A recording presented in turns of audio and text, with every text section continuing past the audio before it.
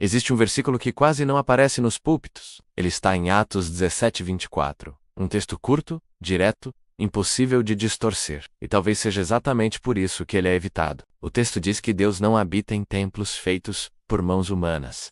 Pare por alguns segundos e absorva isso. Se Deus não mora em templos, então por que tantas estruturas foram construídas para convencer pessoas de que ali está a presença exclusiva dele? Se Deus não depende de prédios, não depende de palcos, não depende de altares luxuosos, então o que exatamente está sendo vendido quando alguém afirma que fora daquele ambiente, você está distante do Criador? Atos 17:24 desmonta um sistema inteiro de dependência religiosa. Ele quebra a ideia de que o acesso a Deus precisa de intermediação institucional. Ele corta a raiz do medo espiritual, usado para controlar consciências. Quando uma pessoa acredita que Deus está preso a um espaço físico, ela também acredita que precisa de autorização humana para se aproximar dele. E é aí que nasce a manipulação. Se Deus não mora em templos, então ninguém é dono de Deus.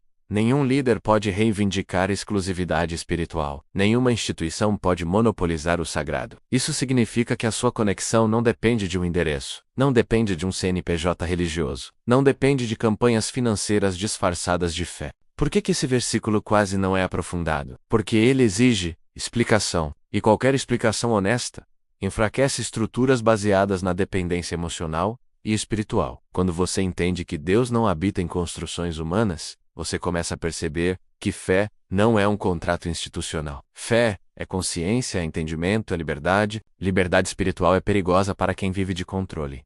Pessoas livres questionam, pessoas livres analisam, pessoas livres não aceitam imposição sem reflexão. O texto continua dizendo que Deus é Senhor do céu e da terra. Isso amplia ainda mais a compreensão. Ele não está limitado a um território religioso. Se ele é Senhor de tudo, não precisa de representantes exclusivos que falem em nome dele como se fossem porta-vozes oficiais. Isso não é um ataque à fé.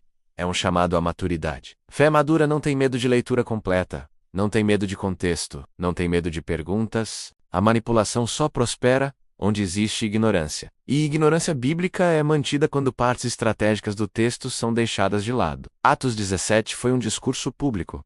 Não foi um segredo escondido. Foi uma declaração aberta sobre a grandeza de Deus, além de estruturas humanas. Quando você descobre isso, algo muda. A dependência diminui, o medo diminui, a pressão diminui. E quando o medo diminui, o controle perde força. Porque o medo é a principal ferramenta de quem quer dominar consciências.